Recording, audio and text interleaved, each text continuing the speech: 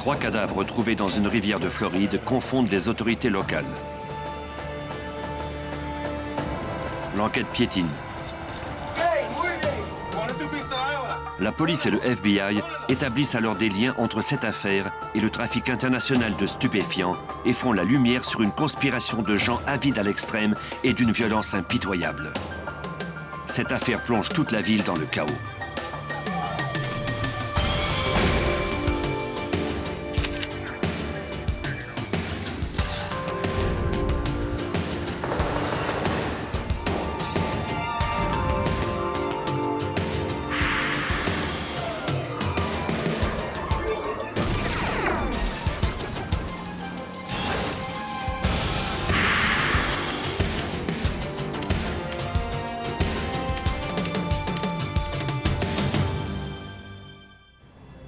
Dans cet épisode, certains noms ont été changés. La Colombie en Amérique du Sud. Jusque dans les années 70, la vie y était simple, même si elle n'était pas facile.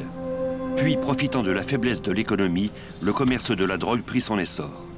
Le trafic de stupéfiants engendra une compétition féroce qui divisa bientôt le pays en deux. D'impitoyables caïds se regroupèrent alors pour former des cartels. Quiconque se dressait sur leur chemin mettait ainsi sa vie en péril. Plus les cartels devenaient importants, plus l'appétit des États-Unis pour les drogues illégales semblait croître. Miami devint alors le port d'entrée principal de la cocaïne.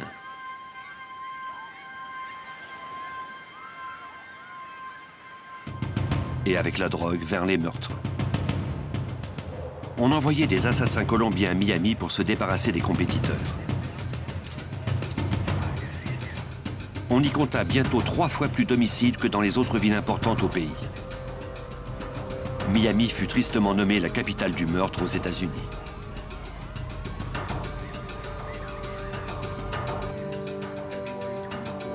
Alex Alvarez, alors enquêteur aux homicides de Dade County, se souvient d'une violente opération dans un centre commercial de Miami en 1979.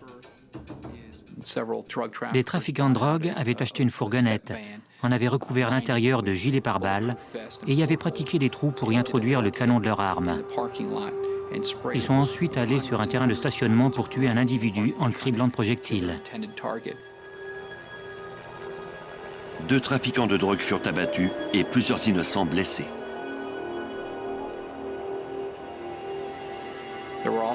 Je me souviens aussi d'une poursuite effrénée sur l'autoroute où 2 revendeurs s'échangeaient des coups de feu en pleine heure de pointe. Beaucoup de gens ont été tués ou blessés. On se serait cru au Far West. Il fallait absolument arrêter ces trafiquants qui faisaient tout ce qu'ils voulaient. On constitua alors une escouade spéciale pour faire face à cette menace. L'unité tactique centrale, ou CENTAC 26, dont le quartier général fut établi au service de police de Dade. Le sergent-détective Jorge Plasencia fut affecté à cette unité, la première de ce genre à Miami. C'était la 26e unité de ce type au pays. L'objectif que nous visions, c'était de répertorier tous les homicides du comté, de relever parmi eux ceux qui pouvaient avoir été commis par des trafiquants de drogue. Ensuite, par le biais de ces enquêtes pour meurtre, on devait mettre tout en œuvre pour démanteler le réseau. Au milieu des années 80, la pression grandissante exercée par des lois toujours plus sévères obligea les narcotrafiquants à modifier leur façon d'agir. Ils sont devenus un peu plus subtils. Ils perpétraient encore des meurtres, mais les fusillades avaient cessé. Les trafiquants agissaient de façon plus clandestine, mettant sur pied des cellules qui excluaient tout le monde, sauf leurs proches parents et amis. Plusieurs se spécialisèrent dans le transport ou la distribution de cocaïne, ou dans le blanchiment d'argent. En quelques années, le trafic prit beaucoup d'ampleur et devint de plus en plus complexe. Et il faisait toujours autant de ravages. L'après-midi du 29 juillet 1985, un homme remarqua quelque chose sur la rivière Miami.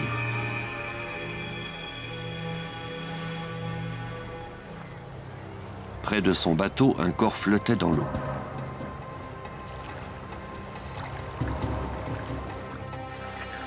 Quand la police de Dade County répondit à l'appel, les débardeurs avaient repêché 2 autres corps. Le coroner examina les victimes en quête de signes de traumatisme ou de blessures par balle. Mais en vain. Les 3 semblaient s'être noyés. Sur les cadavres, on trouva des téléavertisseurs, des montres Rolex et d'importantes sommes d'argent. 2 des victimes étaient armées. C'étaient là les outils de travail de narcotrafiquants. La CENTAC fut alors dépêchée sur les lieux. Le sergent Plasencia mènerait l'enquête.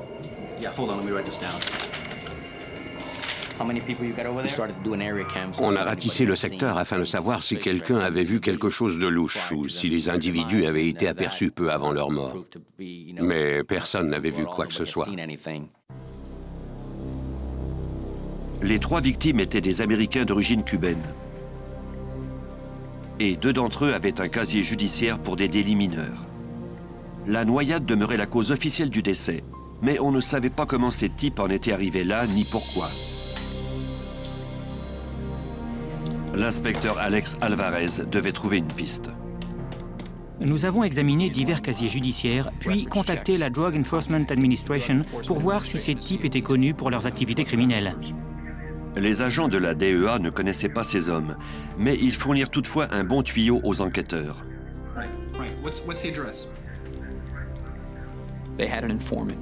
Leur informateur connaissait le fils d'une des victimes trouvée dans la rivière Miami. C'était à n'en pas douter une affaire de narcotiques. Les agents de la DEA allaient nous mettre en contact avec le fils. Les enquêteurs rendirent visite au fils de la victime cet après-midi-là.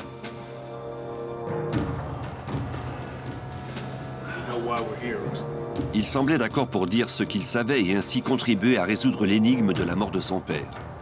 Can you tell us what you know and how you found out about it? Well, I know it's a really big business. He brings in thousands. Il nous a dit que son père était l'un des plus gros narcotrafiquants du sud de la Floride et qu'il faisait entrer au pays des milliers de kilos de cocaïne.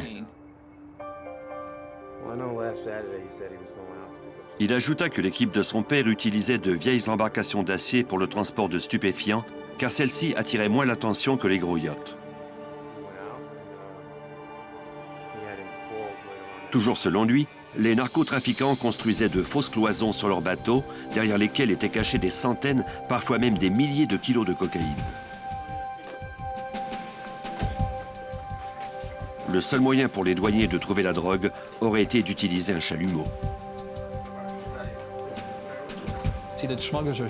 Les contrebandiers sont brillants. Ils savent qu'aucun douanier n'oserait jouer du chalumeau sur un bateau en pleine mer au risque de le faire couler s'il s'était trompé. Une fois passé la douane, les contrebandiers remontaient la rivière Miami avec leurs gros bateaux.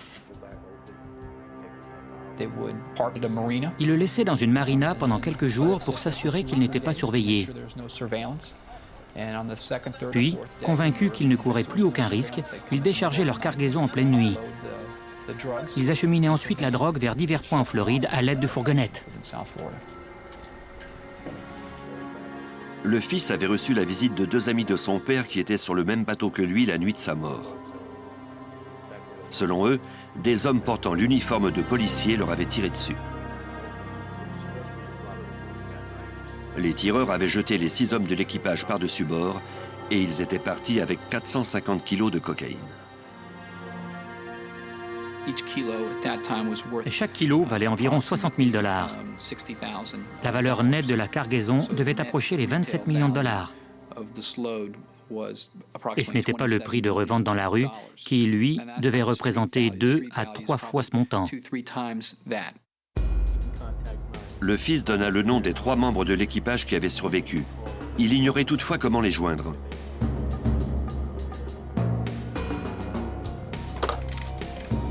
Pour savoir si une intervention policière avait réellement eu lieu à la marina, les enquêteurs du CENTAC se renseignèrent auprès de tous les services policiers locaux qui enquêtaient sur le trafic de stupéfiants.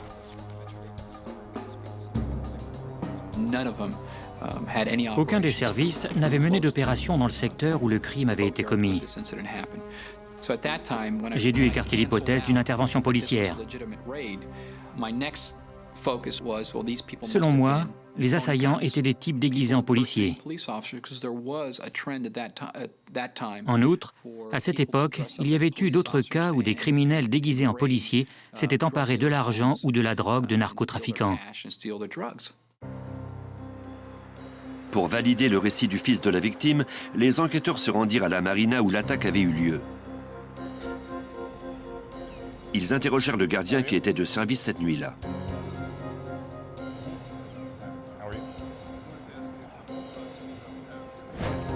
Celui-ci déclara que 7 ou 8 hommes en uniforme de la police s'étaient précipités vers un des bateaux. Ils n'ont fait aucun cas du gardien. Comme il était habitué à voir des policiers, il ne s'est pas étonné de leur présence. Comme le gardien n'avait pas prêté beaucoup d'attention aux hommes, il fut incapable de les décrire. Les enquêteurs fouillèrent ensuite le bateau sans rien trouver. Ils concentrèrent leur attention sur les 3 survivants de l'attaque. 2 d'entre eux avaient un casier judiciaire pour des délits mineurs. On ne les trouva pas à leur dernière adresse connue.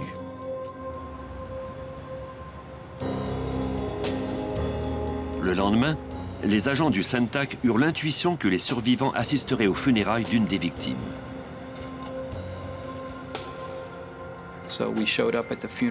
Nous sommes allés au funérarium avec les noms des personnes que nous recherchions. Les enquêteurs ne s'étaient pas trompés. Ils identifièrent les survivants grâce à leurs photos judiciaires. Ils s'approchèrent d'eux à leur entrée. Les hommes confirmèrent l'attaque du bateau par des assaillants en tenue policière. Les hommes déclarèrent cependant que ce n'était pas une affaire de drogue. Ils n'étaient montés sur le bateau que pour se faire une petite fête. Ils buvaient tranquillement de la bière avec les 3 victimes et 2 autres amis. C'est alors que des hommes en uniforme bleu ont surgi dans la marina en criant « Police, police ».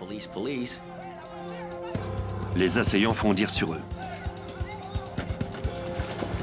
Selon eux, plusieurs de leurs amis ont alors été jetés par-dessus bord.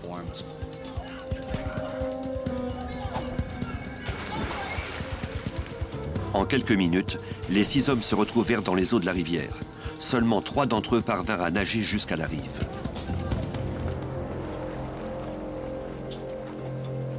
L'enquête portait maintenant sur un triple homicide. Les enquêteurs du SENTAC étaient convaincus que cette affaire n'était qu'un autre cas de faux policiers arnaquant des narcotrafiquants. Les survivants, eux, soutenaient qu'ils ignoraient pourquoi ils avaient fait l'objet de cette attaque. Ils ignoraient également d'où provenaient les uniformes des hommes et n'avaient pas vu leur numéro d'insigne ni leur voiture de police. Une fois de plus, les enquêteurs se retrouvaient dans une impasse.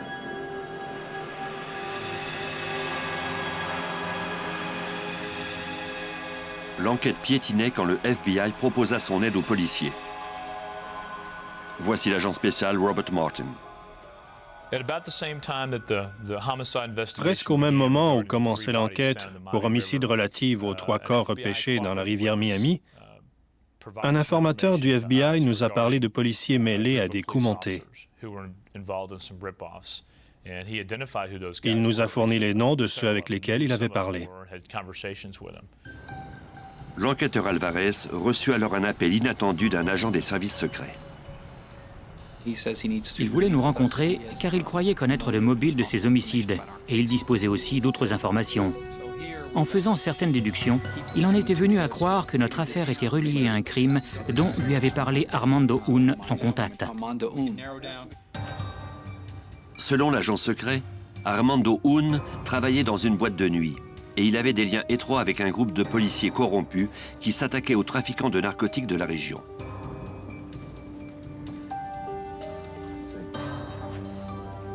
Les enquêteurs du SENTAC se rendirent au domicile d'Armando Hun.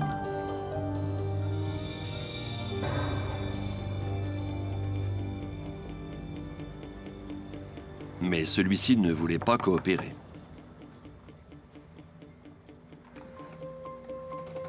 L'interrogatoire ne donna rien.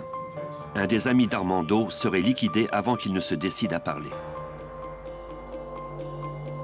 Un automobiliste qui roulait dans les Everglades aperçut une boîte de bois qui piqua sa curiosité.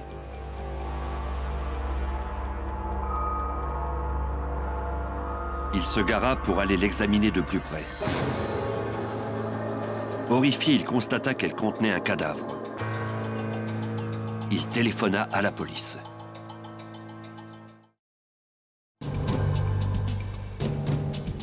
Les enquêteurs de l'escouade antidrogue de Dade County, le Centac 26, tentaient d'élucider 3 cas d'homicide à Miami. Ils avaient espoir qu'un certain Armando Hoon puisse les aider.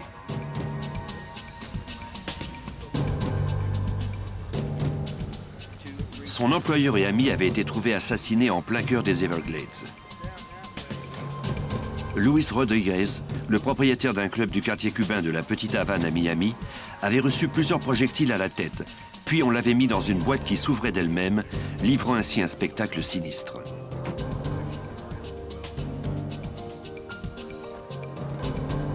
Alex Alvarez et Jorge Plasencia du Centac 26 devaient absolument faire parler Armando Hoon. Nous ne lui avons jamais fait mention des 3 noyés. Notre stratégie était de lui dire que nous enquêtions sur le meurtre de son meilleur ami. Selon Plasencia, Armando Hoon était manifestement innocent. Nous avons discuté un moment avec lui à propos de Luis Rodriguez. Il savait que ce dernier était impliqué dans le trafic de drogue. Il admit que Rodriguez vendait de la drogue à sa boîte de nuit et que ses tueurs étaient vraisemblablement mêlés à ce commerce. Il était furieux qu'on ait assassiné son ami et il offrit sa pleine collaboration à la police. Mais si Hoon savait quoi que ce soit au sujet des policiers qui s'attaquaient aux narcotrafiquants, il n'en dit rien. Sans affirmer que les policiers étaient mêlés à l'affaire, il a dit que certains amis de Rodriguez étaient policiers. Armando Hoon paraissait méfiant et il pesait chacun de ses mots. Quand l'entretien fut terminé, les enquêteurs se retrouvèrent une fois de plus à la case départ. Mais ils n'étaient sûrs que d'une chose. Luis Rodriguez était mort et probablement était-il la 4e victime des narcotrafiquants en autant de jours. Puis un enquêteur de Miami transmit une information inattendue à Plasencia et Alvarez.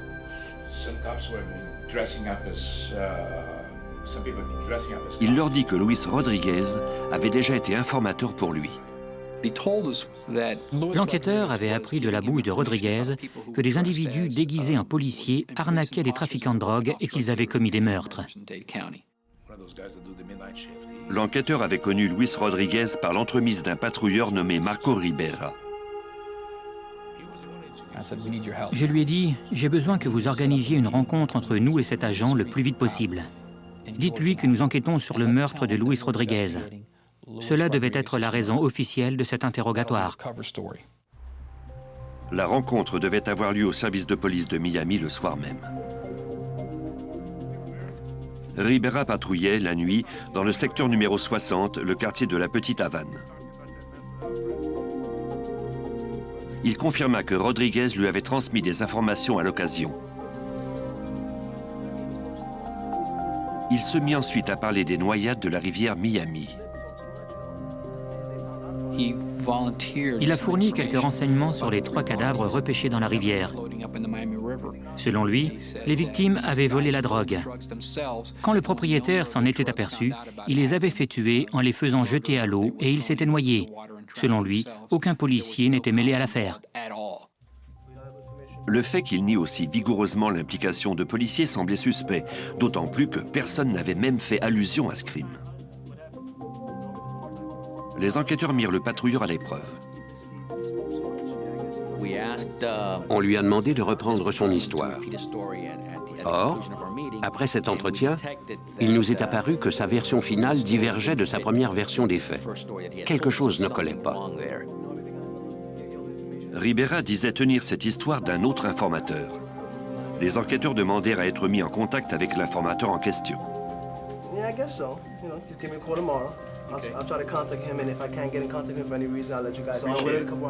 Pour le Centac, l'affaire venait de prendre une tournure aussi inattendue qu'inquiétante.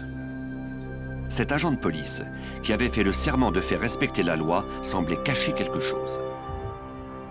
Le lendemain, l'agent Marco Ribera présenta aux enquêteurs l'informateur de qui il disait tenir ses renseignements.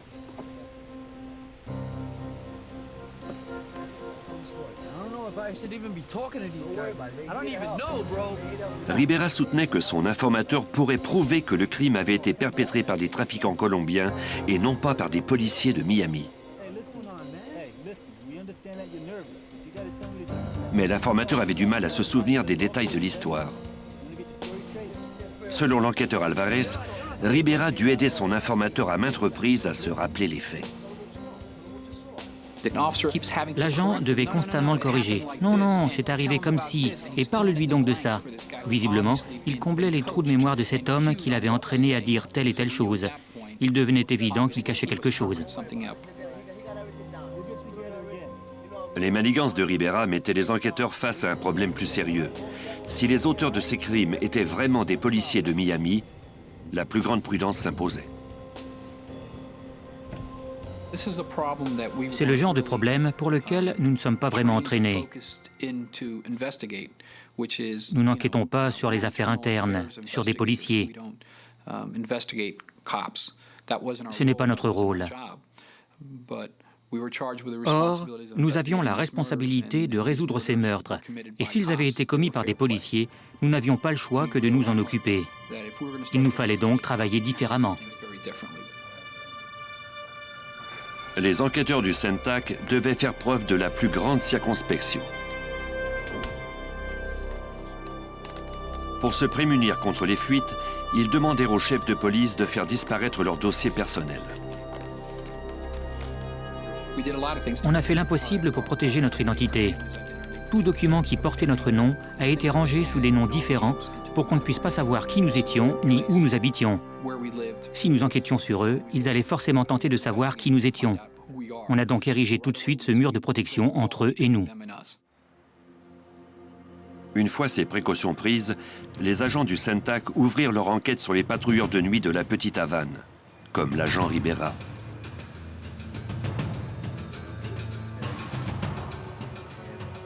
Avec l'autorisation du directeur, le service des affaires internes de la police de Miami fournit au CENTAC 26 les dossiers personnels des agents en question.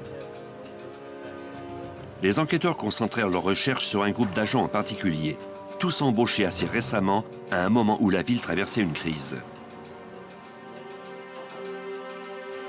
Au printemps de 1980, le président cubain Fidel Castro annonçait qu'il permettrait à des milliers de réfugiés politiques de quitter Cuba pour chercher asile à l'étranger.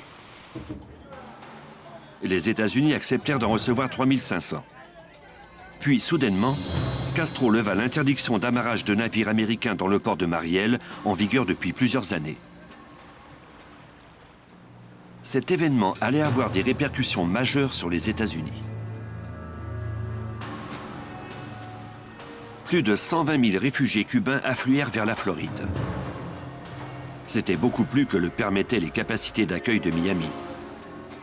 La plupart de ces réfugiés étaient d'honnêtes travailleurs qui voulaient tenter leur chance en sol américain. Mais pas tous. 10% d'entre eux étaient des criminels dont le système carcéral de Castro s'était débarrassé. Le taux de criminalité de Dade County a alors grimpé en flèche.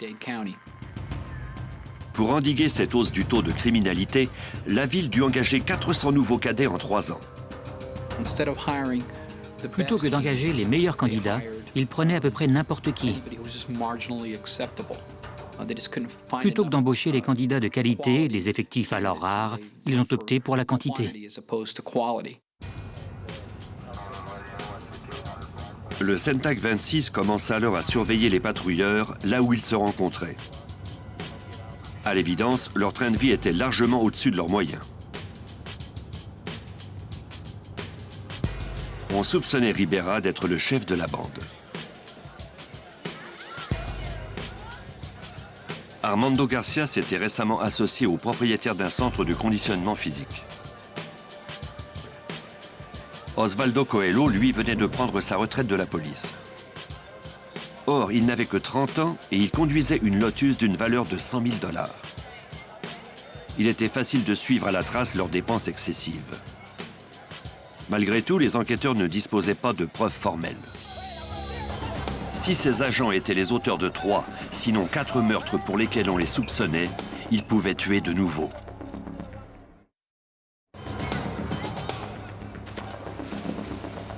Quatre personnes avaient été tuées, dont 3 relativement à un trafic de stupéfiants pour une valeur de plus de 27 millions de dollars. Avec autant d'argent en jeu, la limite entre les policiers et les criminels était devenue floue. Le FBI avait offert son aide au service de la police. Voici l'agent spécial Robert Martin. On a ouvert une enquête conjointe afin de vérifier certains soupçons relatifs à la corruption policière au sein de la police de Miami. Des agents de l'escouade antidrogue se joignirent au Centac 26 pour enquêter sur un groupe de policiers soupçonnés de corruption. Mais il leur faudrait des informations de première main pour résoudre cette affaire.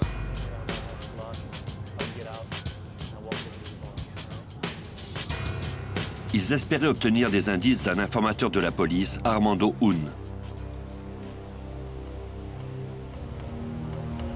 Il l'avait déjà interrogé sur le meurtre de son ami Luis Rodriguez, propriétaire d'une boîte de nuit. Il était méfiant. Il croyait peut-être avoir de nouveau affaire à des policiers corrompus.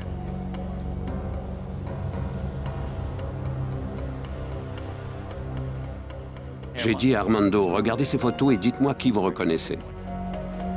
L'enquêteur Jorge Plasencia tenta de gagner sa confiance en lui montrant des photos de policiers suspects. Il a jeté un coup d'œil aux photos. Il les a ensuite lâchées, nous a serré la main en disant « Vous faites du beau travail. Asseyons-nous pour parler. » Hun déclara à l'enquêteur Alex Alvarez, rencontré au bureau du Centac, qu'il n'avait plus rien à perdre. Il avait peur et il se disait « Si je me tiens trop près de ces policiers corrompus, je serai le prochain à disparaître. » Il était convaincu que c'était eux qui avaient tué son ami. Lors d'une rencontre qui dura plusieurs longues heures, Hun décrivait aux enquêteurs comment opéraient les policiers. Il raconta comment son employeur et ami Luis Rodriguez en avait eu assez de voir ses clients se faire harceler par eux pour avoir eu en leur possession des quantités minimes de drogue. Il voulait s'assurer que ses clients ne seraient plus importunés et il a alors commencé à payer les policiers pour qu'ils ne viennent plus. Bientôt, Rodriguez mit au point un plan qui rapporterait de l'argent à tout le monde. Selon Hun, Luis Rodriguez aurait dit aux policiers « Vous savez quoi? Au lieu d'arrêter ces gens qui viennent avec un peu de drogue sur eux, pourquoi ne pas faire de vraies saisies de plusieurs kilos de drogue variées? Quand ces gens viendront par ici, je vous fournirai une description de leur voiture et je vous dirai d'où ils viennent. Prenez leur cocaïne, confiez-la moi, et je la revendrai en vous gardant une part. » Les policiers acceptèrent ce marché.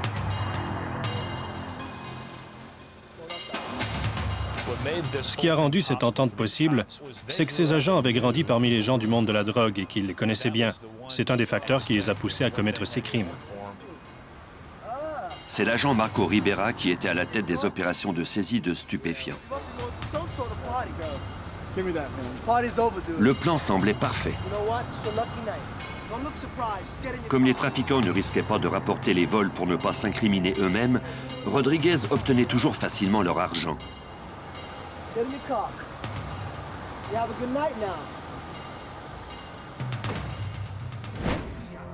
Selon Hun, l'entreprise avait rapidement pris de l'ampleur et regroupait de plus en plus de policiers. Mais ils étaient devenus ambitieux et voulaient organiser de plus grosses et de plus nombreuses opérations de saisie. Rodriguez les présenta alors à un autre propriétaire de bar qui connaissait des trafiquants plus importants. Luis Rodriguez connaissait un autre propriétaire de bar qui faisait entrer des cargaisons de drogue aux États-Unis. Rodriguez a alors dit « Attendez un peu, pourquoi s'en tenir à des saisies d'1 ou de 2 kilos de cocaïne? Pourquoi ne pas s'en prendre aux grosses cargaisons et rapporter d'un seul coup 300, 400, 500 kilogrammes ?» Hun ne savait rien de la saisie où 3 hommes étaient morts noyés, Mais il en décrivit une autre, moins récente, planifiée par l'autre propriétaire de bar.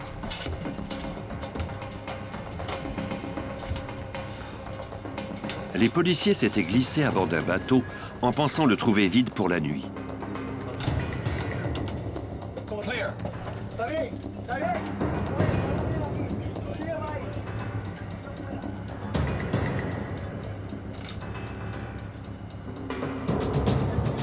Ils savaient exactement où était cachée la drogue.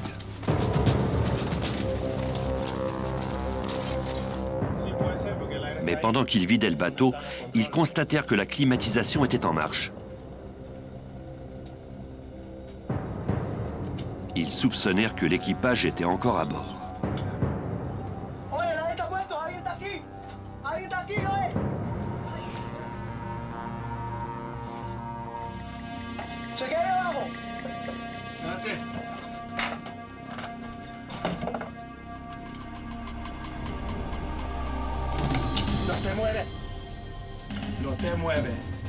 L'équipage se rendit.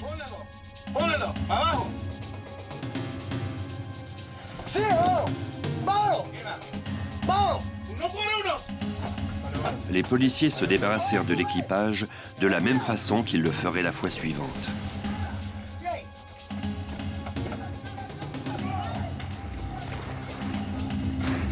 Cette première fois, les hommes avaient pu gagner le rivage sains et saufs. Les policiers s'enfuirent avec près de 200 kilos de cocaïne, évaluée à plus de 10 millions de dollars.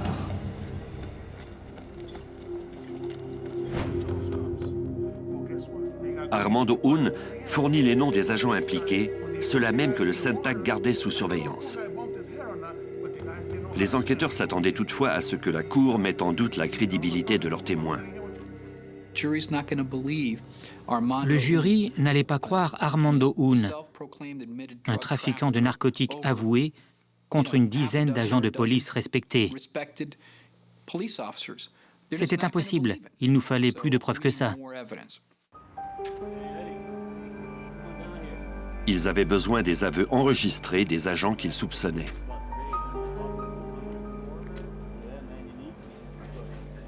Après qu'on lui eut présenté les nombreux chefs d'inculpation qui pesaient contre lui relativement à des vols de stupéfiants, le tenancier du bar accepta de porter un micro pour rencontrer Marco Ribera. Ce dernier l'évitait depuis des semaines, sans doute parce qu'il se savait surveillé par le Syntac. Il devait lui fournir un prétexte à cette rencontre. Les enquêteurs espéraient que les résultats justifieraient tous ces risques.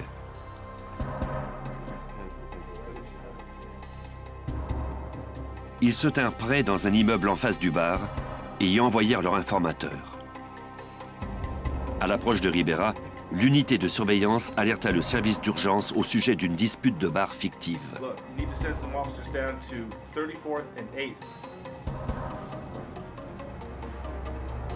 Ribera se rendit sur place comme prévu.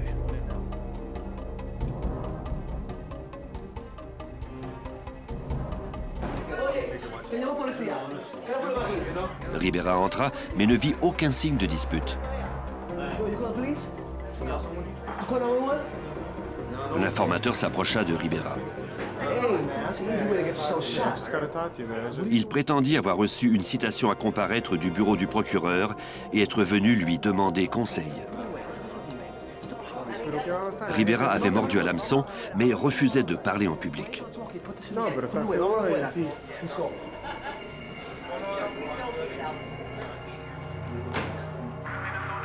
Le policier parla alors librement de son implication dans le vol de stupéfiants.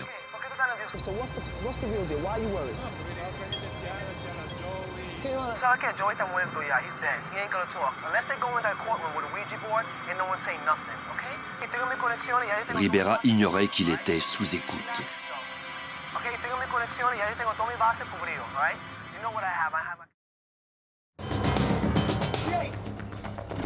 Un groupe de policiers de Miami, soupçonnés de vol de stupéfiants et du meurtre de 3 trafiquants, était poursuivi par des enquêteurs.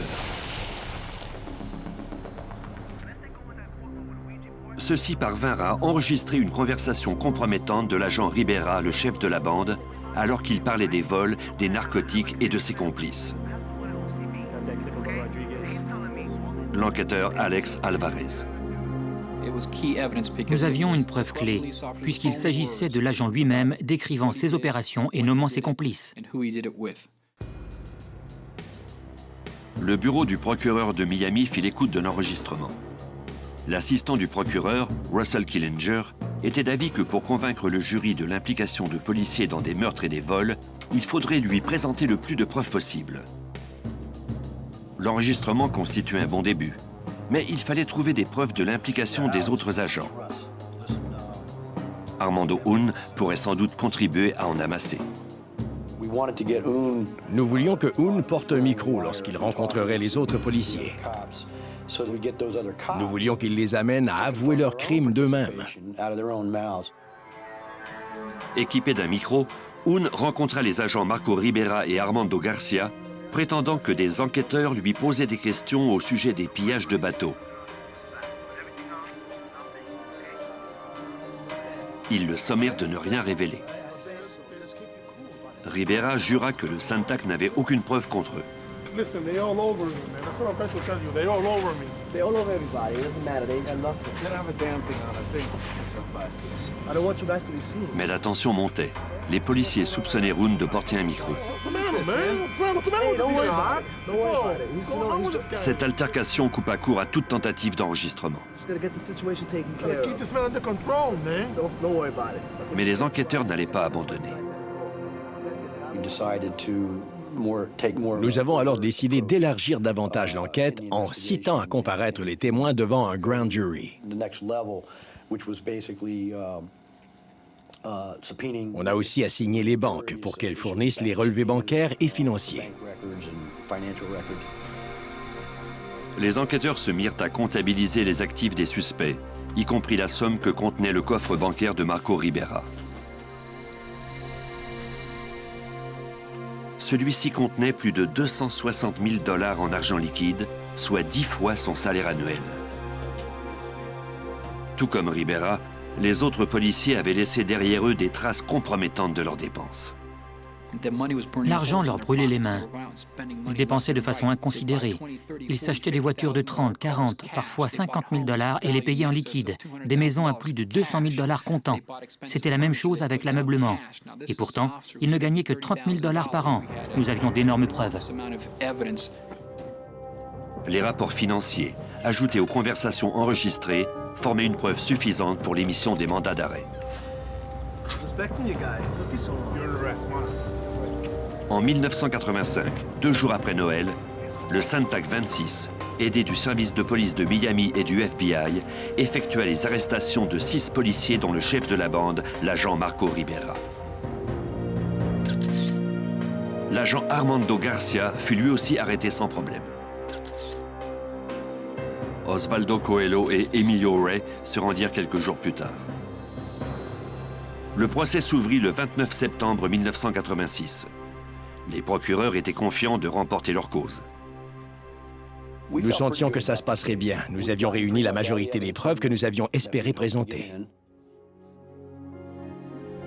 Le 21 janvier 1987, le jury était prêt à rendre son verdict. Je me souviens de la façon dont le juge examinait les formulaires de verdict. Il en regardait un, le déposait, puis un autre qu'il déposait aussi, et ainsi de suite. Cela nous a semblé durer une éternité. Puis, il s'est mis à hocher la tête. Le jury n'ayant pas fait l'unanimité, le juge dut ajourner le procès. Un des jurés avait refusé de délibérer. Les enquêteurs étaient abasourdis. Tous leurs suspects allaient être relâchés. Ils étaient ravis que l'affaire traîne. Mais c'était probablement là un cadeau empoisonné, puisque ça nous donnait ainsi plus de temps et que nous étions encore plus déterminés à trouver d'autres preuves contre eux. Et c'est ce qui est arrivé. On a découvert que les policiers avaient engagé un tueur à gages pour faire abattre Armando Hoon. Le tueur s'appelait Killer Joe Martinez. Il passa aux aveux, espérant ainsi obtenir une peine moins sévère pour un autre crime commis précédemment.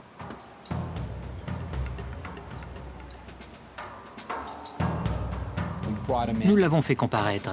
Il a témoigné contre les policiers. On a alors pu porter d'autres chefs d'accusation contre eux.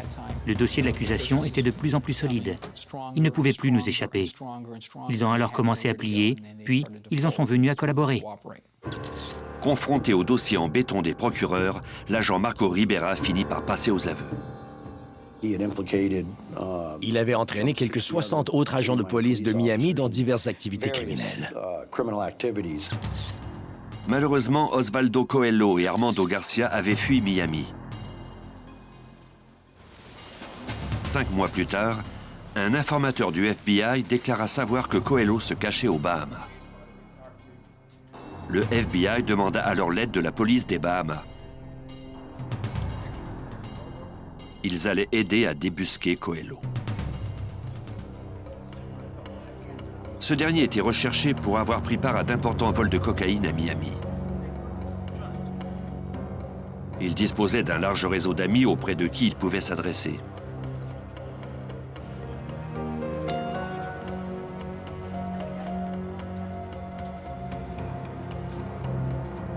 Il avait d'ailleurs appelé l'un d'eux à plusieurs reprises pour lui demander de l'aide.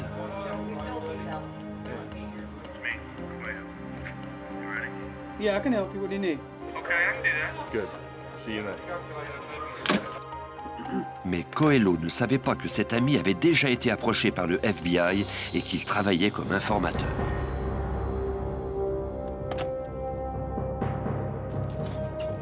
La police des Bahamas procéda sans mal à l'arrestation de Coelho, le fit rapatrier à Miami où il ferait face à des accusations de trafic de drogue, de complot et d'escroquerie.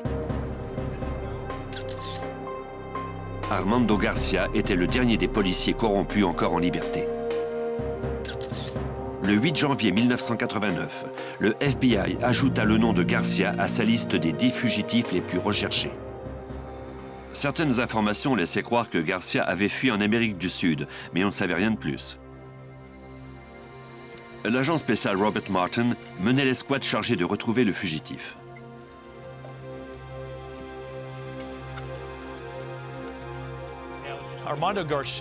Armando Garcia était parfaitement qualifié pour savoir ce que signifiait survivre hors du pays. C'était un agent qui connaissait toutes les techniques que nous allions utiliser pour sa capture. Lui-même connaissait les difficultés d'aller à l'étranger, d'en revenir et de faire enquête là-bas. Et en plus, il avait beaucoup d'argent. Garcia pouvait être n'importe où. Des agents le recherchèrent pendant 4 ans, suivant des centaines de pistes qui ne menaient à rien. Puis, en 1993, le FBI suivit une piste prometteuse. Une amie des Garcia allait les visiter en Colombie.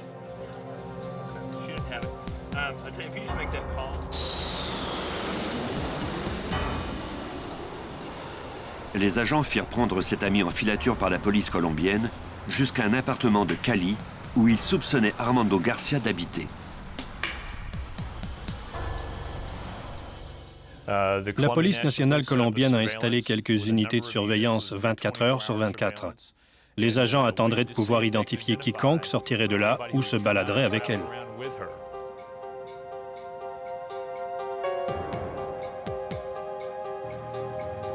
Trois jours plus tard, ils surprirent Armando Garcia.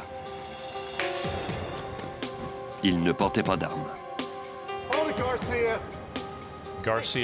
Garcia leur a dit « J'ai 4 000 $ sur moi, des bijoux, j'ai ma voiture et beaucoup d'autres choses à mon appartement.